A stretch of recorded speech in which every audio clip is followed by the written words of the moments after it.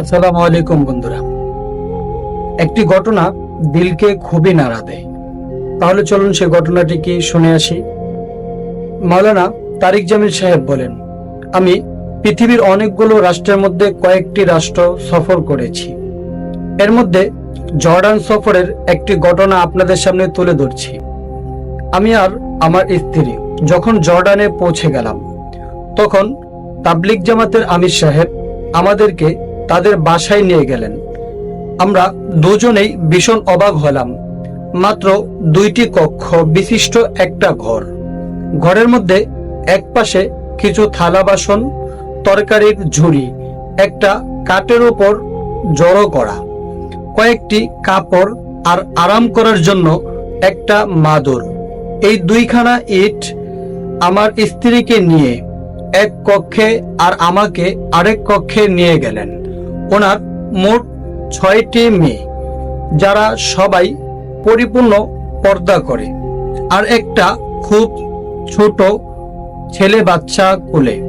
ছেলেটির বয়স যখন 1 দিন, তখনই তার মা কালো একটা কাপড় দিয়ে বাচ্চার চোখ বেঁধে দুধ পান করায়। এখন ওর বয়স 1 বছর। ওর যখন দুধ খাওয়ার নেশা চাপে, তখন কালো কাপড়টা মায়ের হাতে তুলে দেয়। বোনদের সাথে কিতাবের ওপর হাত দিয়ে পড়ার চেষ্টা করে। আমার স্ত্রীকে খাবার দেওয়ার পর তিনি এইসব দৃশ্য দেখে দোয়া না পড়েই খাবার মুখে দিতে গেলেন। 4 বছরের পিচ্ছি মেয়ে আমার স্ত্রীর হাত চেপে ধরলেন আর বললেন, দোয়া না পড়লে খাবার খেতে দেব না। এইসব দৃশ্য আমি খুব উপভোগ করছিলাম আর জুতা পায়ে দিচ্ছিলাম। পিচ্ছিটা দৌড়ে এসে বলল, চাচা, আপনি তো বাম পায়ের জুতা আগে পরেছেন, এখন খুলে ভালো করে দোয়া পড়ে জুতা পায়ে দিন। আমি চিন্তায় বিভোর হয়ে গেলাম।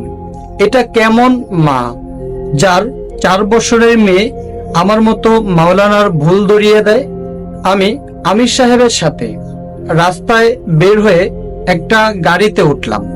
ড্রাইভার মাতাল থাকার কারণে হঠাৎ অ্যাক্সিডেন্ট করে গাড়িটি, এবং আমার চোখের সামনেই আমির সাহেব ইন্তেকাল করেন।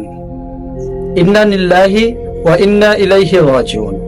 সবাই মিলে ধরাধরি করে লাশটা নিয়ে এলাম। ওনার স্ত্রী কন্যা লাশ দেখে দোয়া পড়লেন। যেখানেই আমার ইচ্ছা করছে চিৎকার করে কান্না করতে, সেখানেই ওনার পরিবারের কারোর কান্নার আওয়াজই শুনতে পেলাম না।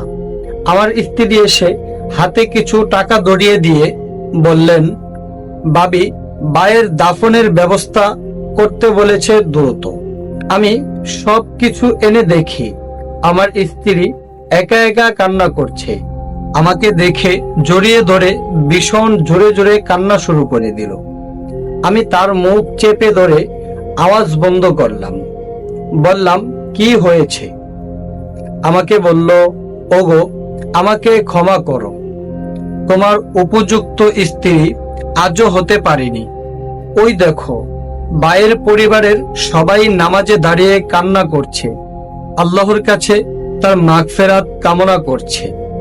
ওগো, এত ধৈর্যশীল পরিবারও কি এখনো আছে? আমি আমার স্ত্রীকে সান্ত্বনা দিয়ে বাহিরে এসে লাশের বাকিটুকু কাজ সমাধান করলাম। রাতের বেলায় হঠাৎ ঘুম ভেঙে গেল কান্নার শব্দে। আস্তে আস্তে উঠে গিয়ে দেখি বাবি সাহেবা তার 6 মেয়েকে নিয়ে তাহাজ্জুদ নামাজে কান্না করছে। কি অবাক করা বিষয়, এই 4 বছরের বাচ্চা মেয়েও মায়ের সাথে দোয়া করে যাচ্ছে। মনোযোগ দিয়ে দোয়া করা শুনতে লাগলাম। এত দারুণ দোয়া যে শুনতে শুনতে কখন যে আমার চোখের পানি দাড়ি ভিজে মাটিতে পড়ছিল তা নিজেও জানি না। আল্লাহর কাছে বললেন তার বিয়ের উপযুক্ত মেয়েকে যেন আল্লাহ দ্রুতই কোনো ব্যবস্থা করে দেন। আরো বললেন, ইয়া আল্লাহ, আমাদেরকে উত্তম রিজিক দান করুন। আমি ফজরের সালাতের পরে একটু ঘুমিয়ে পড়লাম। ঘুম থেকে উঠে শুনি শহরের নাম করা 3 জন হুজুর প্রচুর পরিমাণে মহরণা নিয়ে তার 3 মেয়েকে বিয়ের প্রস্তাব দিয়েছে। উনি রাজি হওয়ায় দুপুরে বিয়ে। আমার খুব কান্না চলে আসলো। উনি কেমন রমণী, যে কিনা রাতের বেলায় দোয়া করতেই ভোরবেলায় ফল পেয়ে যান। আল্লাহ তাআলা এই ধরনের পরিবার আমাদেরকেও দান করেন। সবাই বলি আমিন। হ্যাঁ প্রিয় দর্শক, এই ভিডিওটি, এই ঘটনাটি যদি আপনাদের কাছে ভালো লাগে তাহলে অবশ্যই ঘটনাটি শেয়ার করে অন্যের মাঝে পৌঁছিয়ে দিন। হ্যাঁ, আপনি যদি আমাদের চ্যানেলের নতুন দর্শক হয়ে থাকেন, এই ধরনের আরো ঘটনা, ইসলামিক ভিডিও পেতে অবশ্যই চ্যানেলটিকে সাবস্ক্রাইব করে বেল আইকনটি অন করে রাখুন।